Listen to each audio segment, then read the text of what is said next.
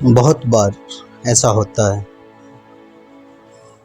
कि बहुत करीब से जो कोई रिश्ता होता है, बहुत ही नज़दीकियाँ होती है दो लोगों के बीच। ज़रूरी नहीं कि सिर्फ लड़के और लड़कियाँ, बहुत सारे दोस्त, बहुत सारे रिश्तेदार जो कि बहुत करीब होते हैं। फिर कुछ होता है और दोनों में धीरे धीरे दूरियां बढ़ जाती है और ये दूरियां धीरे धीरे बढ़ती रहती है। दोनों तरफ से मन में रहता है कि शायद कुछ बात कर ले तो ये दूरियां ख़त्म हो जाए, लेकिन ईगो बीच में आता है और फिर ये दूरियां बढ़ती चली जाती है और अंत में सिर्फ काश रह जाता है कि काश वो समझ पाते, काश मैंने ही बोल दिया होता तो शायद ये दूरियां नहीं बढ़ती। इसी पर मैंने कुछ पंक्ति लिखी है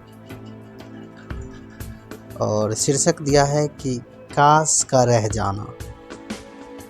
कैसा होता है सिर्फ काश का रह जाना, एक पल में दो होकर एक रहना, फिर अगले ही पल अनजान हो जाना, फिर बस यादों का रह जाना, दोनों दिलों में मोहब्बत का जिंदा होना, पर पल भर की नफरत से उसे दबाए रखना। कैसा होता है सिर्फ काश का रह जाना। दोनों तरफ कसमकस कि शायद वो समझ पाते, दोनों तरफ कसमकस कि शायद वो समझ पाते, इसी कसमकस में जिंदगी का गुजार देना और फिर अंत में काश का दोनों तरफ रह जाना। काश मैंने ही फिर से इशारा कर दिया होता, पर इन बातों का कोई मतलब ना रह जाना। कैसा होता है सिर्फ काश का रह जाना।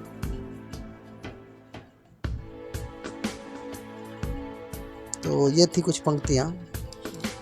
और अक्सर ऐसा होता है कि ये जो काश है तब आता है जब रिश्ते बहुत दूर आपसे जा चुके होते हैं।